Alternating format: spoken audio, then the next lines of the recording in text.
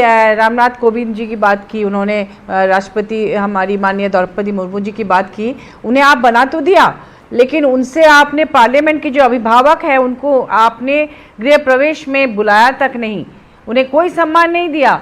रामनाथ कोविंद जी को आपने मंदिर में घुसने नहीं दिया। आप बना के रख देते हैं, देश को दिखाते हैं, लेकिन उस पे अमल नहीं करते हैं। मिसकोट कर रहे हैं। Let JMM member of parliament make her point, उसके बाद आप बोल लीजिए महुआ जी। हाँ, और दूसरी बात अगर जाति की बात और इन चीज़ों की बात उठ रही है तो इसलिए उठ रही है, इसलिए पूछी जा रही है क्योंकि भाजपा अपनी राजनीति पूरे इसमें में करती है, ऊंच नीच, अल्पसंख्यक और ये और तुष्टीकरण की राजनीति, इस तरह की बातें उनके जबान पे रहती है।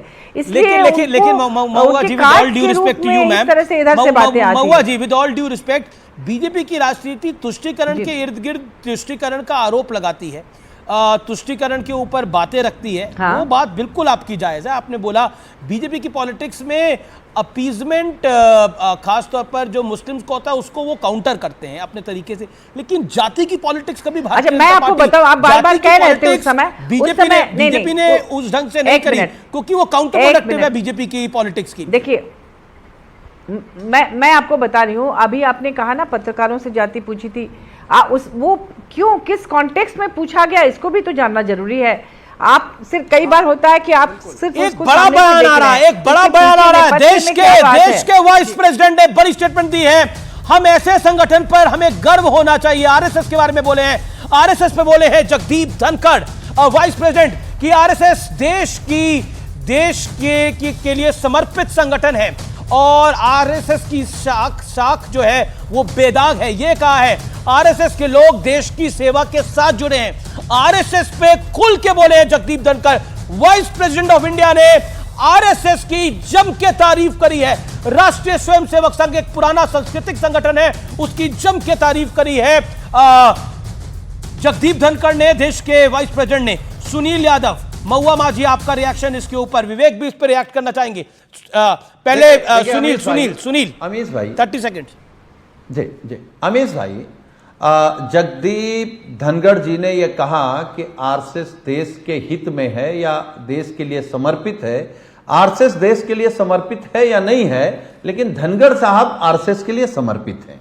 एक, मैं केवल 3 बातें कहूंगा, मेरे कोई बड़े सवाल नहीं। एक तो भारतीय जनता पार्टी और उनके सहयोगी ये कहते हैं कि जब मुर्मू जी खड़ी हुई या गोविंद साहब खड़े हुए तो इंडिया गठबंधन के लोगों ने दलित कोट नहीं दिया, आदिवासी कोट नहीं दिया। यही सवाल उठता है ना? जी। अच्छा, मैं अमीश जी पूछना चाहता हूं कि जब मीरा कुमार जी चुनाव लड़ रही थी राष्ट्रपति का पॉइंट, तो क्या भारतीय जनता पार्टी के लोगों ने वोट किया? Valid point. क्या वो दलित नहीं थी? ओके, एक वैलिड पॉइंट है। दूसरी बात नहीं दिया था। मेरे दो सवाल जी सुनील जी।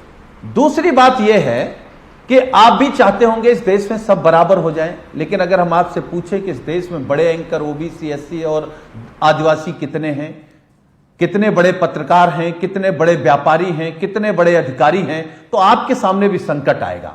और हम तो बराबरी की बात करते हैं, हम तो आपके कार्यक्रम में कह रहे हैं और हिंदू होकर के कह रहे हैं, इस देश में जो तबका पैखाना साफ करता है आप उसको देश के मंदिरों का पुजारी बना दीजिए, हम मंदिर में जाएंगे पूजा करने और उसके पैर छू करके आएंगे। लेकिन इस सामंती सोच के लोगों से पूछिए, पैखाना साफ करने वालों को क्या पुजारी स्वीकार करेंगे? अगर स्वीकार नहीं करेंगे तो ये वही लोग हैं जो जाति जनगणना नहीं चाहते। दलित महामंडलेश्वर हुए हैं इस देश के अंदर। आप ये बात कर रहे हैं, देखिए पुजारी बनने के लिए, पंडित बनने के लिए आपको किसी धर्म जाति में अब पैदा होने की आवश्यकता नहीं है। अगर आप हुए हैं नहीं तो हो जाएगा। आप कहिए लेकिन महामंडलेश्वर दलित हुए हैं इस देश में जो पैखाना साफ करते हैं वो देश के अरे सुनील जी, प्रभु रुक जाइए। सुनील यादव जी, सत्यप्रकाश, सुनील यादव जी, एक गलत बात आप कह गए। 2017 में रामनाथ कोविंद जी का नाम सबसे पहले प्रस्तावित किया गया भाजपा द्वारा, बाद में मीरा कुमार को आपने खड़ा कर दिया। Okay, that's also point. ये क्या क्या तरीका है? ओके, मैं अजय को सर्वसम्मति से। दूसरा, इस देश के किसी भी धार्मिक संस्था का कोई भी जाति अगर उसका ज्ञानी है, उसका प्रमुख हो सकता है, उसमें लिखी लिखाई ये बात है, आपको पता नहीं है, कुछ बोल लेते हैं। क्योंकि जब एक बार सन्यास की दीक्षा लेकर के व्यक्ति निकलता, उसकी कोई जात नहीं होती, उसकी जात सन्यासी की होती है। देश के सामने झूठ बोल रहे हो।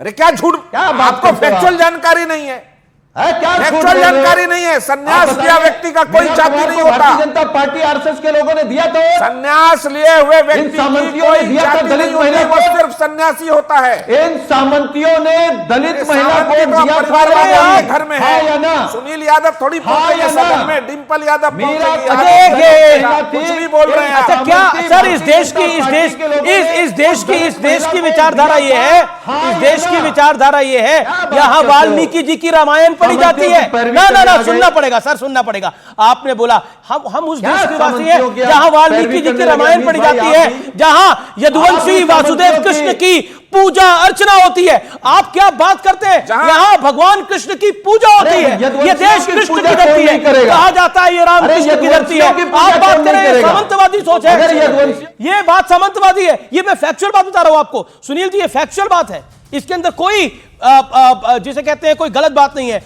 वाल्मीकि जी की रामायण देश का बच्चा पढ़ता है। एक सेकेंड, उसके बाद वासुदेव कृष्ण, आप मंदिरों में जाने की बात करते हैं। अरे मंदिर पे मंदिर बन गए इस देश के अंदर। इस देश को राम और कृष्ण का देश कहा जाता है। किसी ने पूछी भगवान कृष्ण की जाति या राम की जाति? नहीं। ये जाति का जो रोग है, ये बहुत गंदा रोग है। अगर इसको बढ़ाइएगा तो वाकई समाज टूट जाएगा, समाज छिन्न भिन्न हो जाएगा। हो सकता है किसी की सरकार बन जाए, किसी की सरकार बिगड़ जाए, लेकिन यह समाज छिन्न भिन्न हो जाएगा अगर यह जाति का द्वेष इसी तरह आगे बढ़ता रहेगा। स्कूलों में, कॉलेजों में जाति पूछी जाएगी जी, यह आसान बात नहीं है, यह संभलते नहीं संभलेगा। अंग्रेज यही चाहते थे, यह देश जाति के नाम पे बढ़ जाए। उन्होंने धर्म के नाम पे तोड़ा, उन्होंने जाति के नाम पर तोड़ा। इस देश के अंदर यह विडंबना है इस देश की, और इसमें तमाम पॉलिटिकल पार्टियां एक से बढ़कर एक हैं, मैं ये कहना चाहता हूं। लेकिन मेरा निवेदन है, इस जाति के जहर को अगर हम जितना आगे बढ़ाएंगे, इसको जितना परोसेंगे, ये आगे लॉन्ग टर्म में बहुत नुकसान करेगा। मैं एक अंतराल के लिए रुक रहा हूं, लेकिन अंतराल के बाद वापस आऊंगा। आप देख रहे हैं आर पार।